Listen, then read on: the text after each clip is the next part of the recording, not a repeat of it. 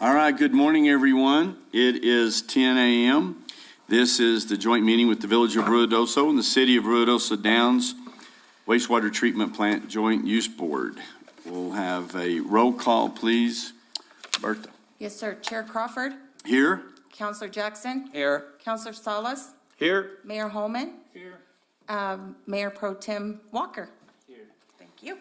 Okay, and if I could please get a motion for approval of today's agenda. Mr. Chairman, move that we approve the agenda as presented and an approval of the minutes as presented. Can I do it double? Second. Okay, we have first and a second. Any discussion? Roll call, please, Bertha.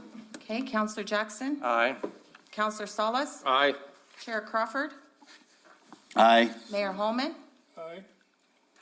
Mayor Pro Tem Walker. Aye. Okay. I forgot to vote. This is the only committee I get to vote on, so. Regular items. Number one is discussion and possible action on approval of minutes September 21st, 2022. Mayor, I'll move to approve, for approval of the minutes of September 21st, 2022 regular meeting. Second. Okay, roll call, please.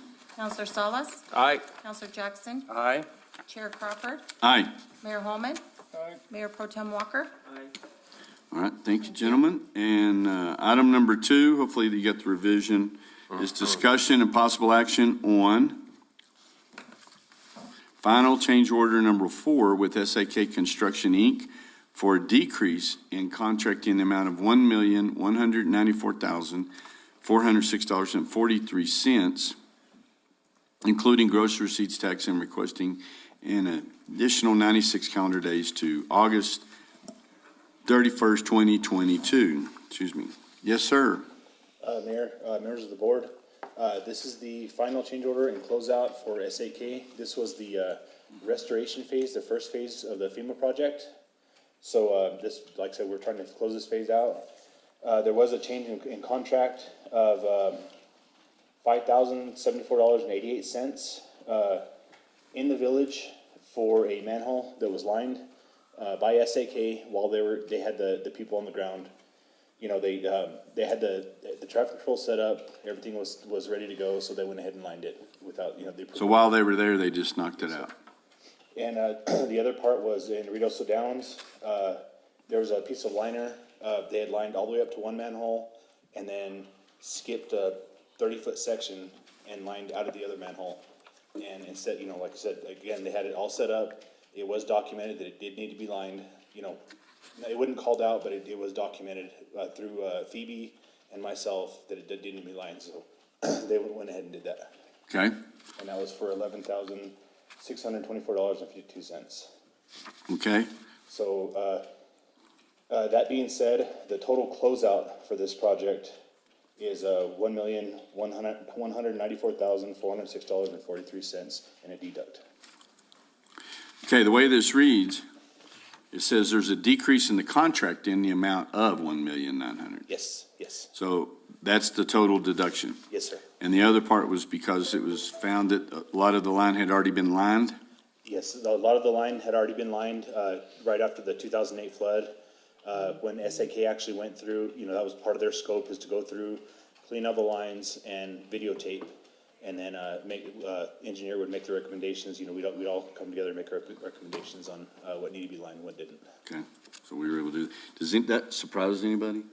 Yes. After all the H2M hills and all the different things that we did, that we didn't know that was already lined. That's good news.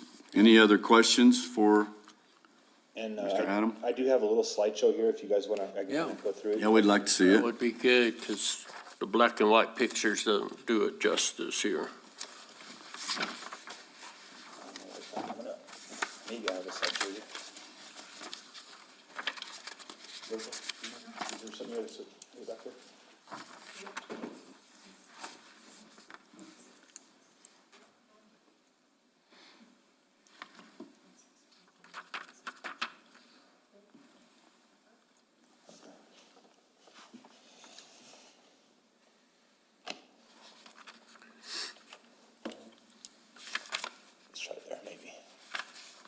There we go. There you go, good move.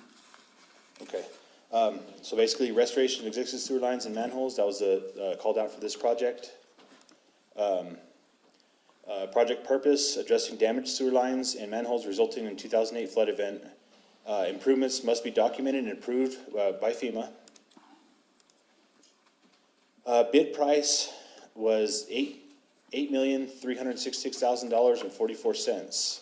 We had $47,610 in change orders, with a closeout amount of a decrease in this is without you, $1,194,406.43. Construction delays. Of course, we all know the suspension of work due to the FONSI and the FEMA when we first started this project. Revised scope of work after some of the, we found some lines were already lined and some of the access issues that we had. And of course, the Fern Trail easement, the Ivy property and on Fern Trail.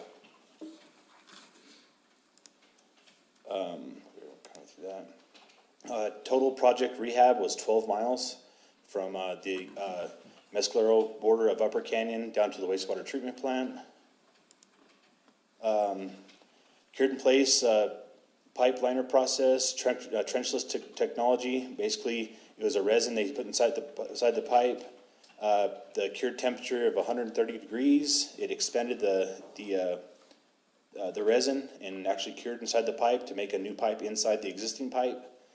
One of the issues, and I'll kind of go into that here in a little bit, is once they put this liner in there, they send their little track down there and cut out the service laterals for each tap. And then it was called out for them to install top hats, and I'll show you kind of a picture of how they did that on here. But they can only install a top hat down to a 4-inch diameter pipe or cut. A lot of these old taps are 3-inch, so there's no means or methods of getting a 3-inch top hat in there. So the liner did cure around the pipe. It's cured to it, so there's no obstructions there. It just doesn't have the actual top hat in there. And some of the laterals that came out of the pipe, right outside the top of the pipe, had a fitting on it. So in order for that top hat to actually stick in the service lateral, it's got to have a ways in there. And if you come up in either 90 or 45 out, there's no way to get that liner in there. Do we know how many Taps that are 3-inch? There was a bunch. I'll go to the Okay, slide. I mean, if it's later on, yeah. Okay. Damaged sewer pipe conditions. This was, I believe, after liner. This was, let me get here. Okay, so here's one of the lines. I believe this one was, and there's another picture of this. This one was actually at Main Road 1 in Upper Canyon. It was actually called out for a point repair on this section. If we were going to do a point repair, the line is like 15 feet deep, and it's right past the first bridge, and we'd have to take out the whole yard of the cabins there. So communicating with SAK and Moles and Corbin, we decided, that we'd try to, throw a Hail Mary and go ahead and try to slip line it. And actually, there's a little bump there. It is on the downstream side, so it's not going to hold any solids or tissues or anything like that. So it did work out that way. Doesn't look the best, but I mean, it is sealed, it is cured.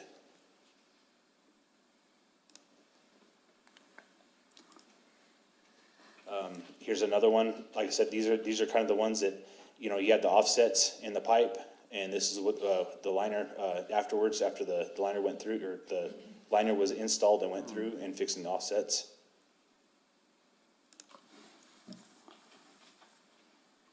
So on that dip, on that last picture, Adam, did they fill up to lift it up? What it is, Or the liner? is basically the liner, before you had a jagged edge. Right. Here. The liner actually made it somewhat of a smooth transition Okay. in there. You can see it, but we've went back, a year later and ran the camera through there just to see what kind of, if it, Any debris hanging up? and it's not. it looks So just how like- big of a lip is it? Maybe a quarter inch or something. Quarter inch. And how big is that pipe? That pipe right there is I believe that one's a 10-inch.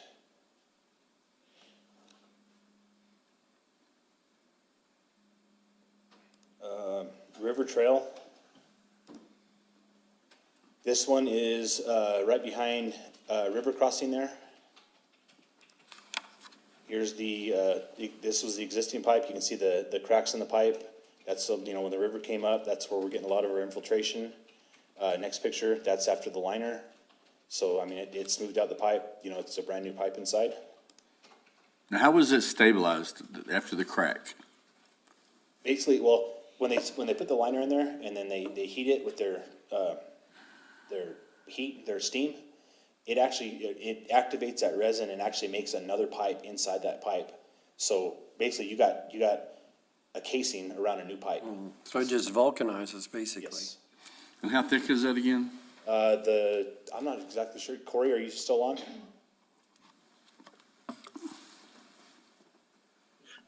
Yeah, I am. It's anywhere from 6 to 7.5 millimeters, so quarter, 3/8, 5/16 inch. It's a fully structural standalone product. At the end, the designs, all the field conditions, water conditions, depth of soil was considered in the design of each one of these liners, so they can stand alone as if none of the clay pipe or existing hose pipe is present. And one of the things that I'll kind of bring up also is, when the clay pipe that's in there, the joints are like every 10 feet. So you have something that could happen every 10 feet. This liner is one continuous liner. And actually, when Ryan Roper was doing Main Road 1, he did hit the sewer line at Main Road 1 and pulled that one of the pieces had been lined in after 2008 flood. And that stuff, being as thin as it is, that stuff is strong. I mean, even if you grab a hold of it or whatever, it doesn't break. You might punch a little hole in it, but it does not break.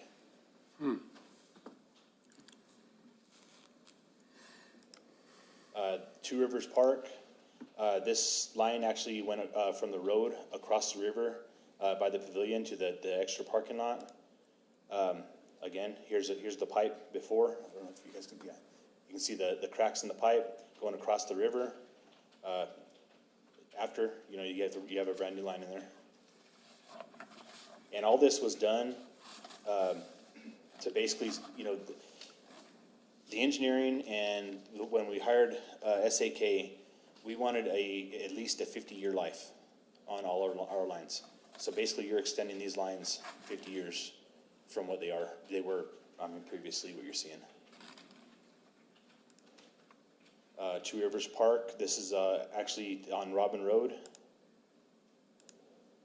Again, you can see the cracks.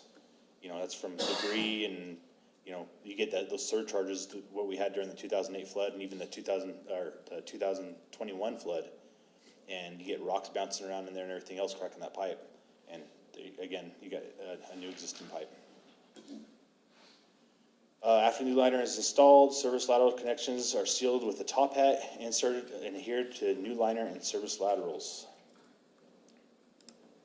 So in this picture, you can kind of see, they have a track. They put the top hat on there. It's a full scale diameter of the pipe. And what it does is that actually blows up inside the new liner that they did and goes up into the service lateral.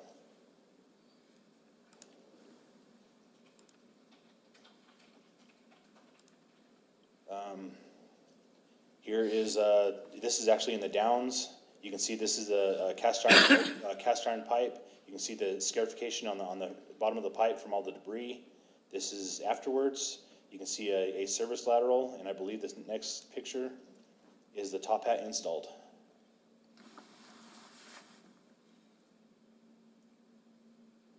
Okay, on the picture, on your right there, so what's that showing? That's showing the top hat going up in there? This right here is actually the cutout in the pipe where the service lateral is. Let me go back up one. Okay, so here's the line pipe, and this is the cutout after they send their machine in there and cut out the service lateral. This is after they put the top hat in there. They cured this piece in there, and then this piece actually goes up in the service lateral to seal anything between it.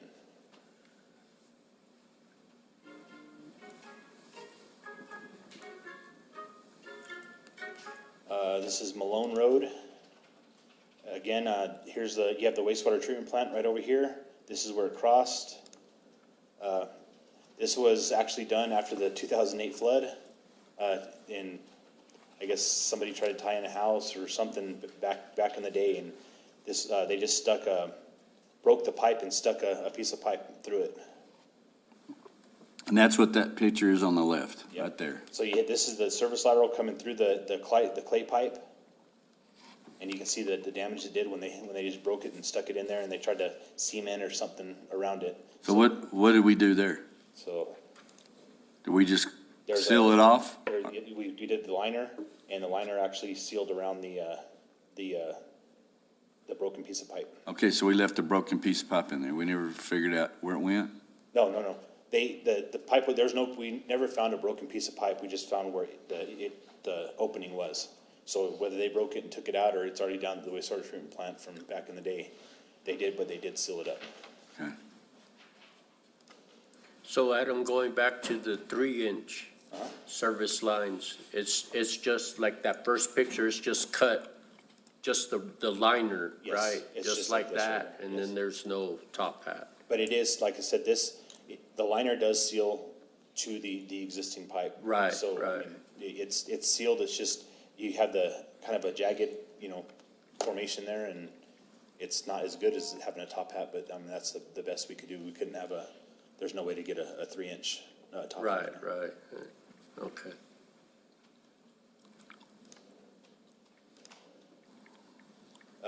Some point repairs that were done.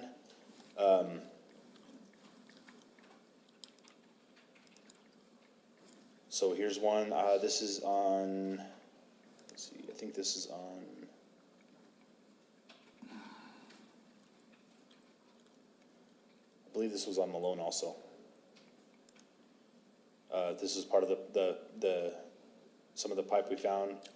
Some of the pipe, we can cure, or the liner would cure the cracks, but if it was actually falling apart and it needed to be, point repair, MP Chavez actually came in and did the point repairs for us, AK. You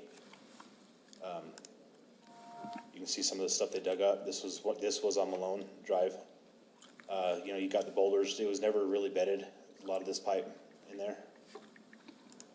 Afterwards, they bedded the pipe. They installed new PVC in the pipe, and then the liner. Anywhere that there was a point repair that needed to be made, they didn't line the up or downstream side of that until after the point repair is made, and then they shoved the liner through, so it's one continuous piece of pipe also.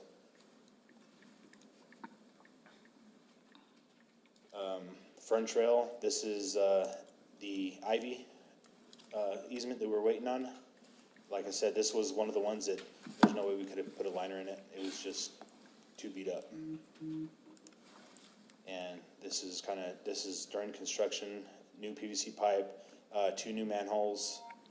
They did redo the road afterwards. They did stub out 2 laterals for the Ivies. That was part of the agreement we made with them for the easement. I've since tied in. So there's another one that they thought they were tied in all along. They were not. We found a septic tank, and we got somebody else on sewer. Going into the manholes, basically this is a previous manhole. It was a brick manhole, and then this is after their coating of the manhole. So what's the diameter on that? Manhole that's right at 4 feet. 4 feet. And so they just lined right over the bricks. They just basically, they patched any protrusions in there, and then they stuck a machine in there that lined the whole thing. So it'll protect against the gases and everything else, and the infiltration. A lot of these manholes had infiltration through the bricks. Again, you can kind of see, this was I believe this one was Sutter through Meacham.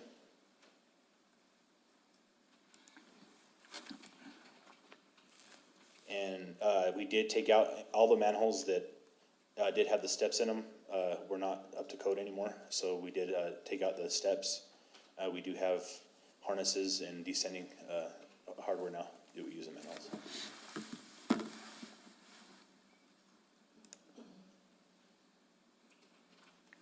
This was some of the manholes that they raised. This was on Malone. They did do the concrete rings around there, around them, to protect them from plows or anything else that kind of goes through there. Sutter Drive. This is Two Rivers Park.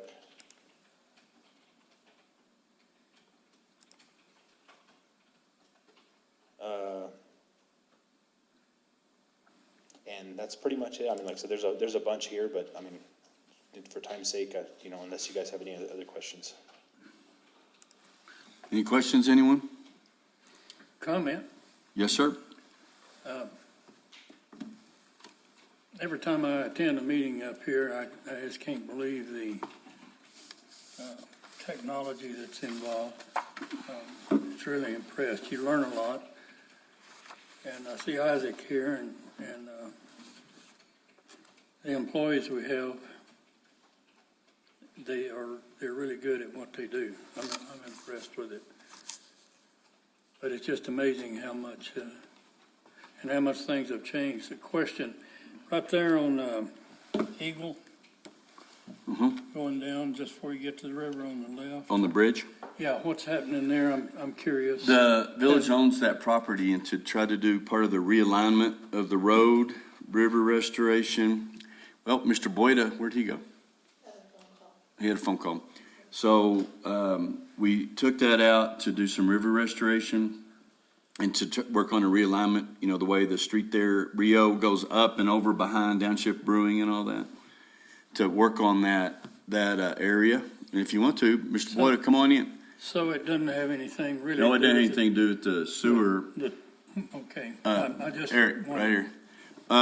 The mayor was just asking, give him an update on that property on Eagle Drive. I was talking to him about the realignment, river restoration, a little walking path, some other stuff, but go ahead. Oh, yeah, so, right now, for the hazard mitigation project, that site's gonna be used as a construction yard. Oh, yeah, for now. The UI.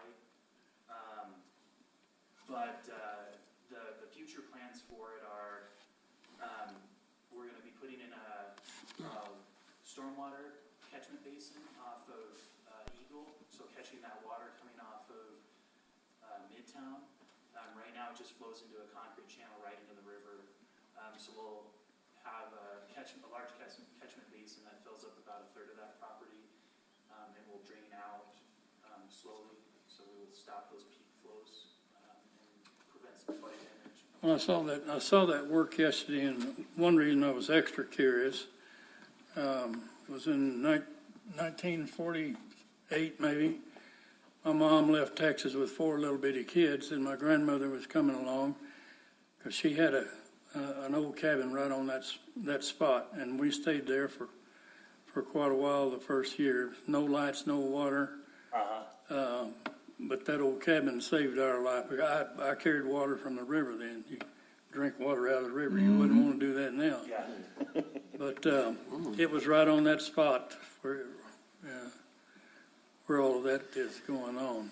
Yeah, and there's still there's some foundations left from some of the cabins that have long been gone. Yeah, most of them didn't have a foundation. They just they were on a rock or a stump or whatever in those days. Yeah. But yeah, so we'll have a stormwater basin, and then also there'll just be like a small, like manicured grass, like little park area, and then it plans for possibly like a gazebo or just like a small rental area. There'll be planned for 4 parking spots, 1 handicap accessible, so that the Parks and Rec can park there to do maintenance on there. And then there'll be a continuation of the river trail, just a short little extension. And then the river bank there is gonna be sloped down so people can actually access the river. And we'll restore some of the floodplain bench, and then we'll put in some fish habitat structures so that people have public access to the river for fishing. Well, I kind of thought maybe some of that would be maybe a small park and this kind of thing. I'm really impressed with what the village is doing. I drove around, I saw that site and a couple of others that are being improved. And some of the town that I grew up in is kind of hard to recognize anymore. But a lot of improvements that really they're really good. Yeah. I saw 2 or 3 areas yesterday. Well, thank you for that. That was just curiosity more than anything. Yeah, well, it was even after we worked on it, passed it, we didn't envision all those trees being, but we could get maybe a bench there that says Mayor Holman slept here. Sure. In the year of our Lord, 1940, 50. But that would be good. Go ahead. Adam, so should we encourage plumbers when they're gonna go to the main line to do a minimum of 4-inch line when they put it over there? Yeah, that's actually in the code now. Okay. Yeah, the plumbing code, calls out for a 4-inch line, but back in the day, a lot of these cabins are older, like Mayor Holman's is probably one of them. They put whatever they had, 3-inch line, whatever in there. And And it was, so, like the all-subs that's gonna go in the downs, we also need to make sure that they put a 4-inch or bigger in there. yes. Yeah, actually, the all-subs that's going up here on Meacham, they ran a 6-inch and then, just a short space, a 4-inch, off their grease trap there. Anything else on your presentation? That's it, unless you guys have any other questions. Other than finding out how many 3-inch openings we have, I'm curious on that, and then also with that void Thanks, Eric. warranty of the liner on the main trunk line with it not having the top hat. I guess that's my question. We have on-hill compost here. Elnhill, can you answer that question? Come on up here so, We can record it. We lost our video somehow. Mayors, board members, on-hill compost with Rose and Corbin. The 3-inch lines, I'm assuming that along the main interceptor, about 75% are 3-inch or so. oh wow, that many. The majority of them. We estimated about 300 connections along the 12-mile stretch, about 300 connections.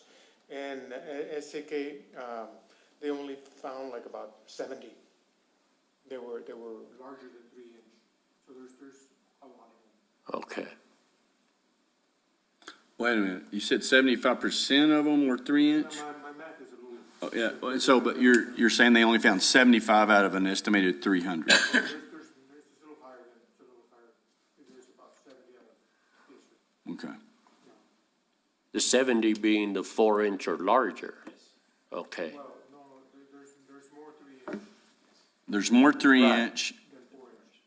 so you were estimating, I'm totally confused. I am too. So what you said was there was about 300 estimated? We estimated 300 laterals, yes, sir. Okay, 300 laterals, and out of those laterals, 75 of them were 3-inch. Right around 70 to 75. That were 4-inch. They were Or 4-inch. 4-inch or larger, that's what I was Okay, getting at. okay. So that's why the majority, Is being 3-inch. 70% would be 3, that's a lot. And so what you're saying is they don't have top hats on them, but they still have the lined process on them. They've been lined and they've been cut, so the laterals there, it just does not have the top. Right. I'm just wondering over time or something like that, because of the top hat not being in there, that seal might wear or break, especially if we have a 50-year warranty, and then they come back and say, wow, we gave the warranty, we had 4-inch lines. See where I'm getting at? And- And then if we have over Can we not get them back, Bertha? 250. They're on there. Oh. The TVs didn't go back to the Zoom, but, So I know, are you getting ready to ask him a question? Corey, can you hear us? Corey? When he took off his Eric.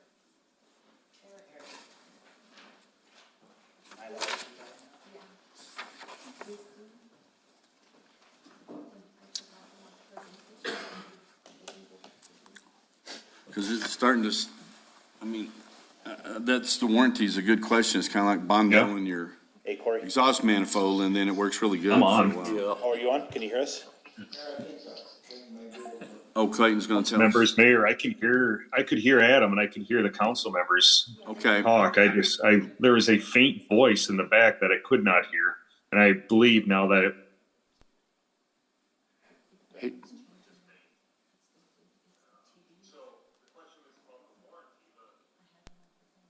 Hold on one second. We're having trouble getting your voice on the big speakers. There's something going on. Yeah. There you go. We got you now. Go ahead, Corey.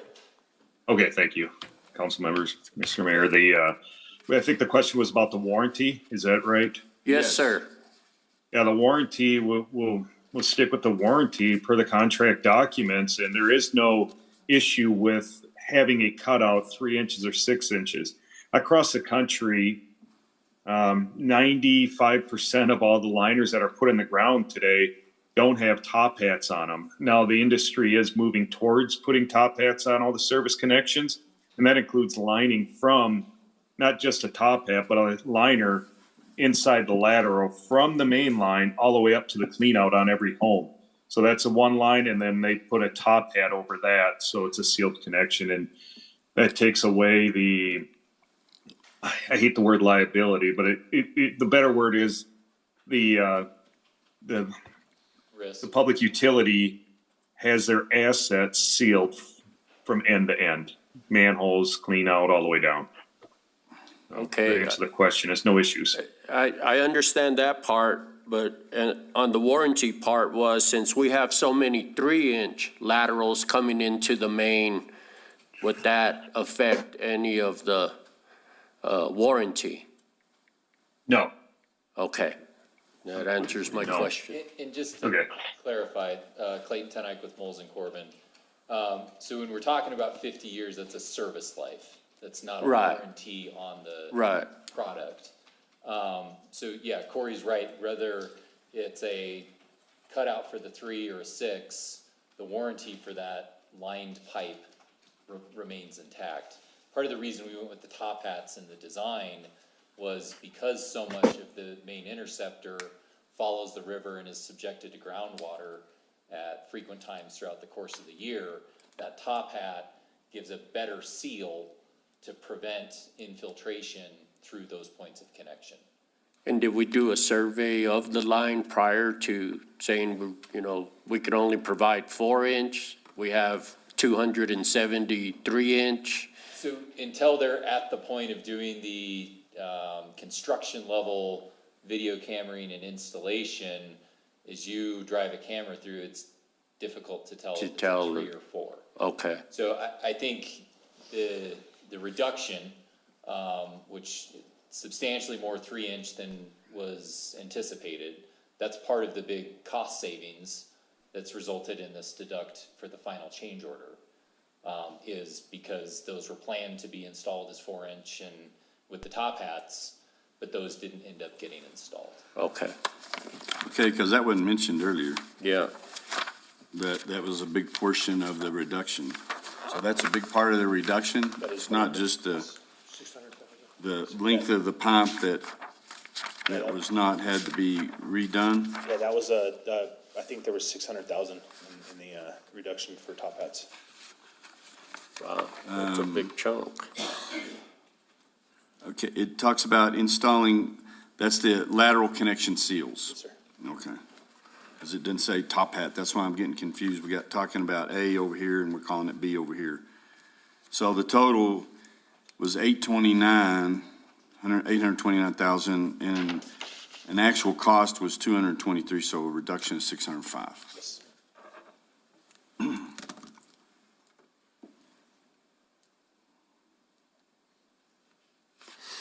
And that was all in a, the reduction, hopefully we're seeing less I&I, but now then we're getting ready to get a report, we got I&I from when we get to our manager over here. Okay, anything else? Any other questions?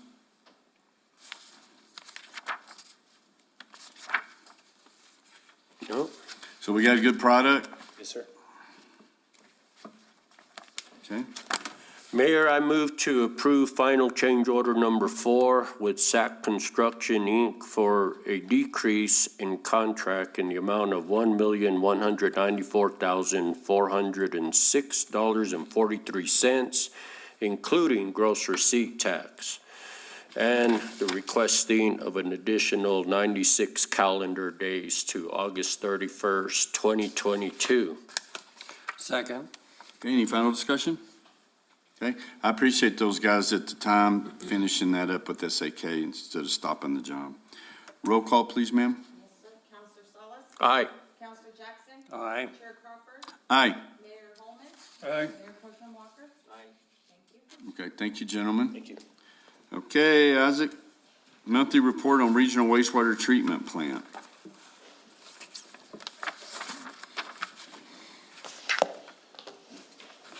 Morning, mayors and council members. Morning. So, we had a rough, not necessarily rough, September. At the end of August, we did have I'm also gonna mention that in my, Quarterly. yes, sir. We did have a large amount of infiltration during a rain event at the end of August, where we overloaded our facility and unable to control the amount of rainwater that was entering the facility through infiltration, it did back up into an adjacent field on the south side and spill in several. It's hard to calculate how much, but it was quite a bit into the Williams field. We have cleaned that up. We did report it to an MED as well as EPA.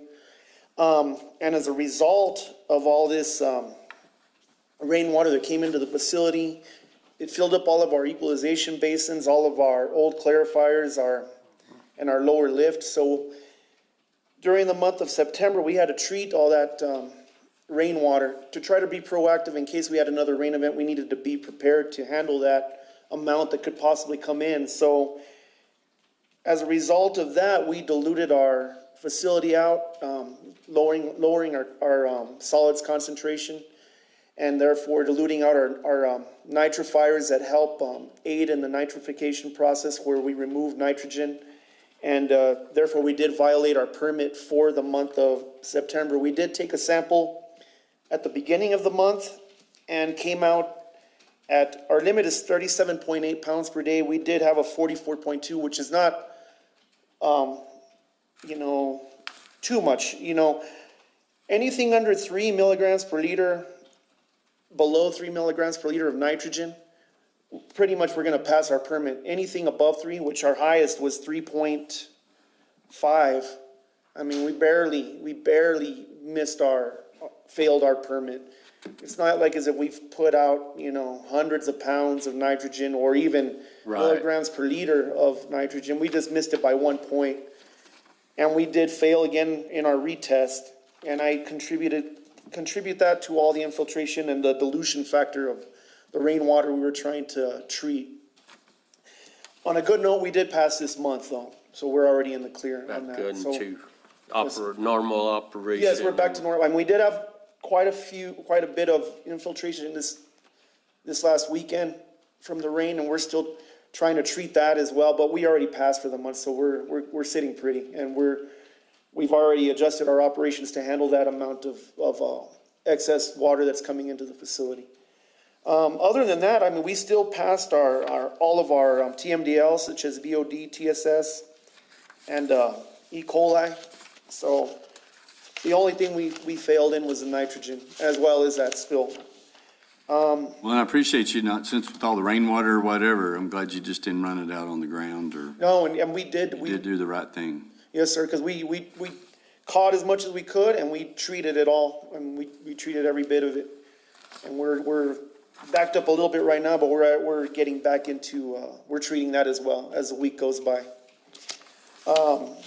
We did take fog samples of the end of the mountain gods, which was 24.9, which isn't too bad. We would like to see things under 20, but 24 ain't as bad as it's been in the past. Our Palmer loop sample was 19.2.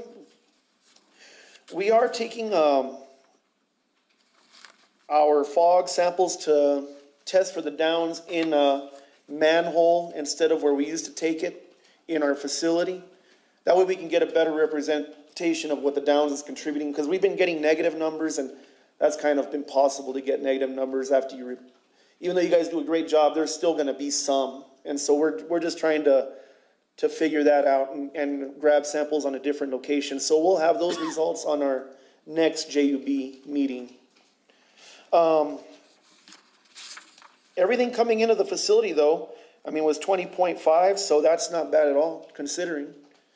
That of course is a grab sample, so that's just a snapshot of what's coming in at that particular moment, at that particular time of the facility. Right. So it could have been after one of those big rain events? It could have washed everything in already, and that's why it was so clean, possibly.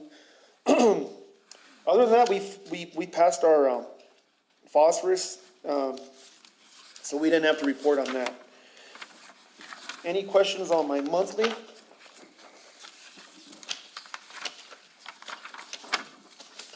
Not that, is anybody? No? So have we established contact with the person at the tribe? You know, we were gonna work on having someone that we were talking to there. I am not sure about that, sir. I can't answer that. Where's that, Adam? Yes, sir, Adam.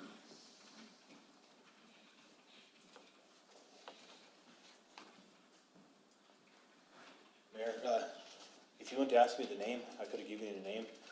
I do Okay. have a number and I have established contact with them. Actually, we took the camera out there, in the last 2 months, and we had been working with them trying to, mitigate where their lines are going and, what's going on out there, so. Have we talked to them? I know that's what the goal of this was to explain to them the issues that we're having. So when we have results, are we sharing them with them?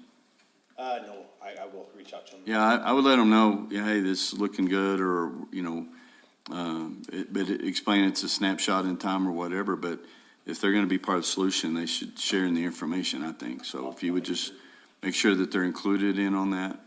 I'll get the information from Isaac and I will communicate with them. Okay, thank you very much. Mayor Crawford, Yes, sir. okay, from what I saw in the reading, all three of their Locations. locations, I guess be the word, are out of compliance. All three, not just one. Yeah, Mayor, what was your readings? And they actually weren't that bad, this time. I would like to see them below 20, and, the end of the Mountain Gods was 24.9, and actually Palmer Loop was 19.2 on that particular day that we took the sample. I, stopped for the moment getting it from the Apache Travel Center, because every time we were getting it, it was non-detectable. So that tells me we haven't been getting it during time of operation of the restaurant. And, what I'm gonna do is, maybe I can get with Adam and we'll find out when would be a good time to grab that sample at that particular manhole that we grabbed it from. And, just to kind of go along with that, the travel center, and the In the Mountain Gods both have huge grease traps. And, we are, in past and now kind of doing, kind of some midnight logistics and making sure that the contractors cleaning them out and stuff. But one of the things that we're finding, we have found with the In the Mountain Gods is they didn't know that there was a grease trap for the, Apache T. And I went out there and started popping manholes one day and ended up finding it. And then the little burger shack that they have down on the lake also does not have a grease trap. Grease trap. And then one of the other issues that we found is the hunting lodge, up above. They do have a lift station, but we have not found a grease trap out there. So as far as the, travel center, I think the travel center is pretty much in compliance, even though, like I said, there's times of operation that Isaac may not be catching because it is a snapshot. But I think our main issue is with the In the Mountain Gods, with the Apache T and, the little burger shack they have there in the hunting lodge. I thought they'd made arrangements to put in a grease trap at the hunting lodge. They have made arrangements and I have not seen anything, if they did or if they didn't, it could have been inside. So that's one of the questions I'll ask when I talk to them. Okay. Any other questions? No, just a comment, Mr. Chairman. I remember that there were times when the end of the Mountain Gods would run as high as 50, 54. Yes, So sir. at least this is an effort, I think, an honest effort to keep it down. The only thing that I caution is that we're coming up on holiday seasons and we always get a bump. And this is hunting season. Yeah, Yes, sir. that's true. Okay. Okay, so on, we already moved to my quarterly report. Okay. So my first one was the non-compliance, and I wrote, our total limit for total nitrogen is 37.8 pounds per day, and the contract laboratory reported a 44.2 pounds per day for a 3-day sample average for September of 2022. We resampled to reanalyze the audit compliance total nitrogen, and the sample results still came back above the 37.8, and the result on that was 43.2. So, I mean, it wasn't much above it, but it was still out of compliance. On the weekend of August 19th to the 21st, we had a spill in a field south of the facility that was due to heavy rainfall and infiltration of the collection system. Our influent pumps and our lift station could not keep up with all the flow, and a manhole in the field popped open, allowing sewage/rainwater to discharge into it. Both violations have been reported to the EPA and NMED. This was the quarterly, so on our NPDES permit renewal, Molson and Corbin sent in a final application draft to the EPA at the end of April, and we have received our permit. So we're good to go, and as I read through it, the limits are still the same, so luckily they didn't tighten down on it. They didn't tighten, right. Because it's already difficult to meet it, and to have tightened down, we would have been riding on the edge of meeting that permit monthly. So we'll be okay, Okay. hopefully. Mayor. I mean, Yes, sir. So, the field you're talking about, is that the Bordy Williams? yes, sir. Okay, same one we were talking about a while ago. Yes, sir. And we have cleaned it up. Any kind of debris or rags that got out into the field, we went out there and raked it up, picked it up. And like I said, we reported it to NMED as well as EPA. And when you see Bordy, tell him we're gonna charge him for watering that field and Fertilizer. putting fertilizer. Fertilizer, And tell him Coach Holman said that. Yes, sir. He'll reply to that. It's nice and green. Okay, so the next one is our filter cleans.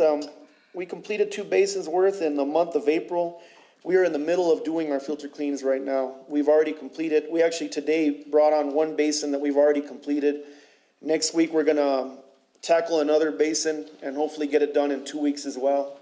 And then we'll be set for the winter until spring when we tackle another 2 basins.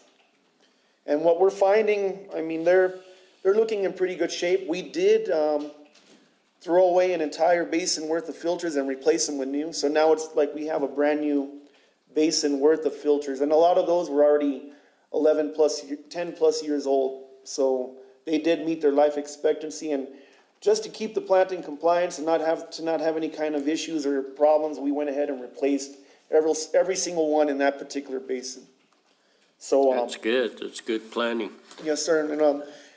And the reason because of that as well is we were running out of space because all those filters that we receive from Japan come in quantities of 50, and the boxes are 4 feet high, and it takes 19,200 to do the entire basin. So it takes a lot of boxes. Right.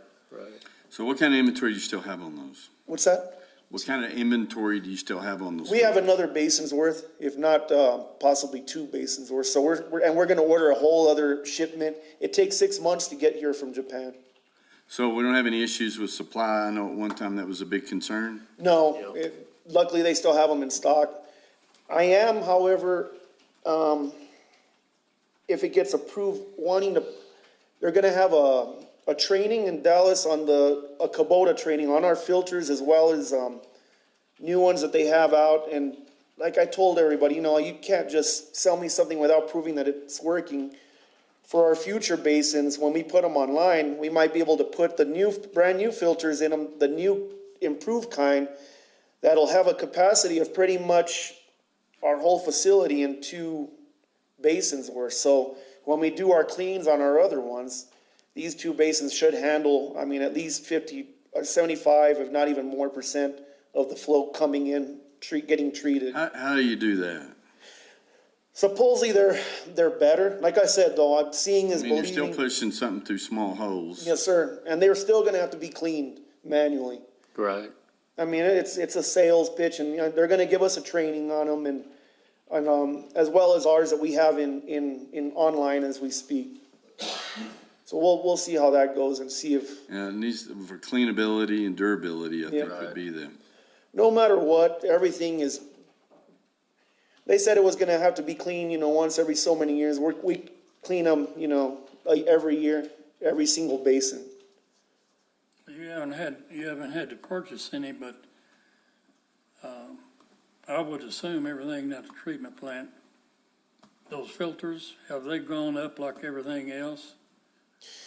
They have, and they are still going up. I think, what are they, Gigi, right now? They were $110 each. What are they approximately on? 125, so they have gone up some. And you gotta think, there's 200 filters in each cassette, and we have 16 cassettes in each basin, so it can get very expensive to purchase them. Yeah. And they're only gonna go up higher than that, but if we can start replacing them as every filter clean that we do from here on out, all these 10-year ones we can throw away, get some brand new ones in, and it should last 10 years, approximately, give or take. you said filter clean every 10 years. You mean filter change? Yes, filter change. Because Yes, you sir. clean them all the time, and that's where clean we 'em. get in the fats, oil, and greases with the acidizing and all of that Yes, stuff. sir. So, And the schedule that we have right now, doing 2 basins in the spring, 2 in the fall. By the next spring, we have all 6 basins completely cleaned. So in a year, and then in the spring, year and a half, we have every single one clean. because at one point Clean you or were supplementing. replace? Cleaned. Clean. We clean them. We manually take them out, Take 'em and we out. clean each and every single one. Wow. Right now, I have a bunch of them sitting up on top of our deck, and I have guys cleaning them as we speak. Wow. It's a hard process, but we're getting through it. We're halfway through. Next week, we'll jump on another one and be done with that one and have it online, hopefully the week after that. Okay. It's dirty and dangerous, but we get it done as safely and as effectively as possible. Okay.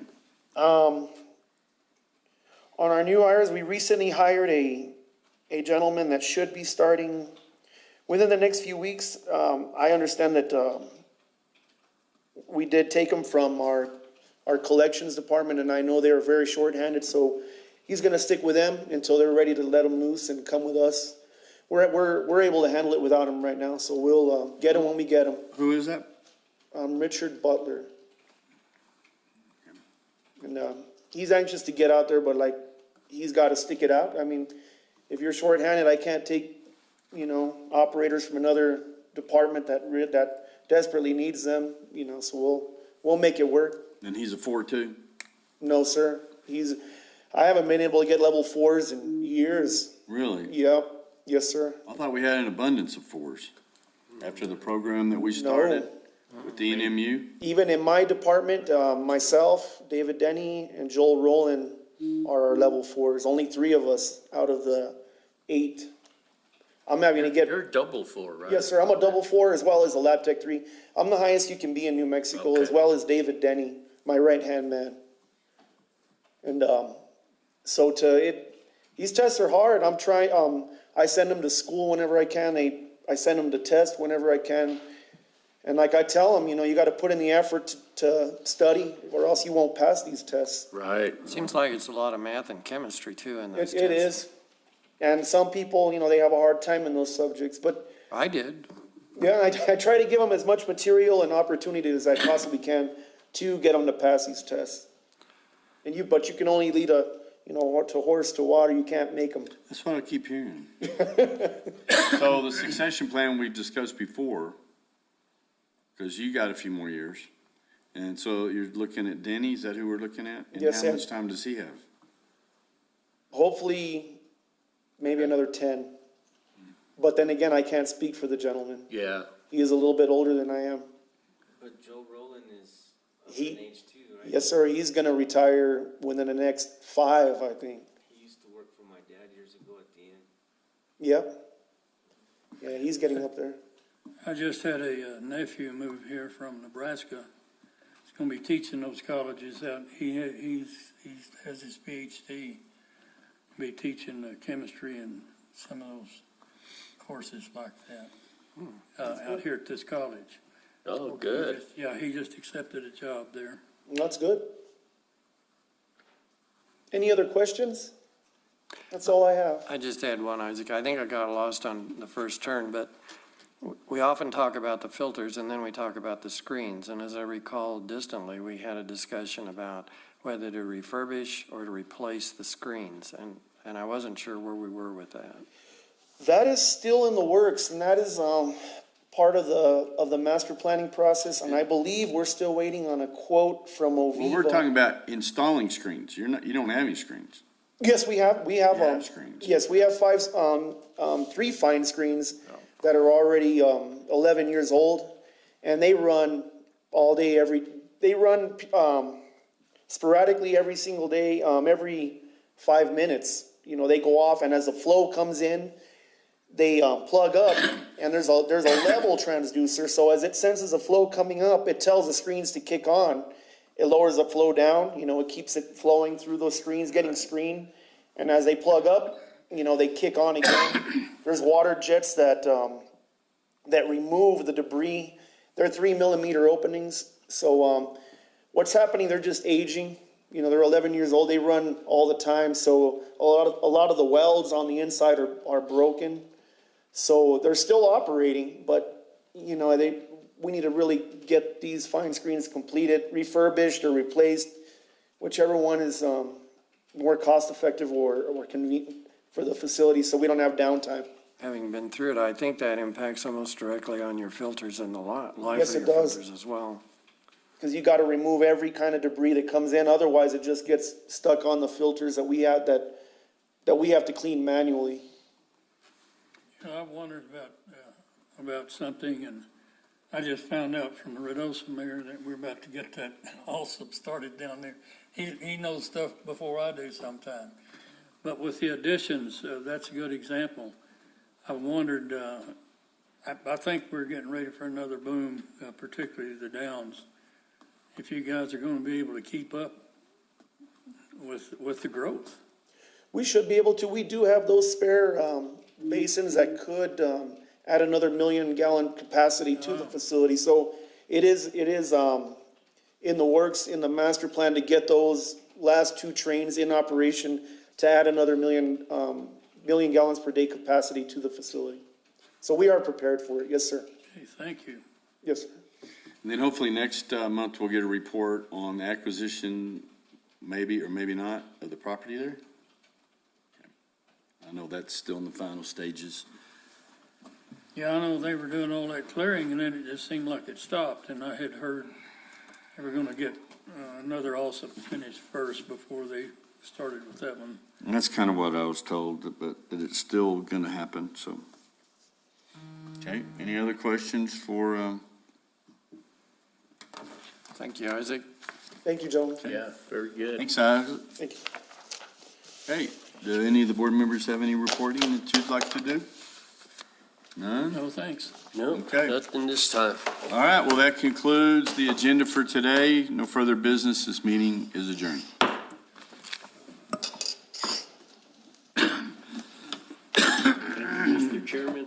Thank you. Forget about that. Just keep calling you mayor. All right, Mayor, I'm gonna take off and see, buddy. Okay. All right.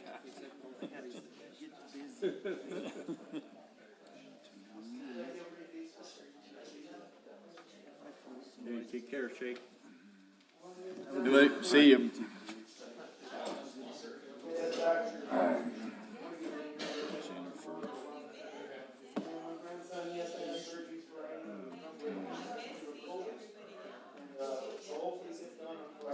Getting stoved up with that property they bought up there on Sutter, the Tanners. Touching that marijuana shop over on, well, it's down from Evergreen. Mexican food joint, what's it called, Garcia's? Garcia's, yeah.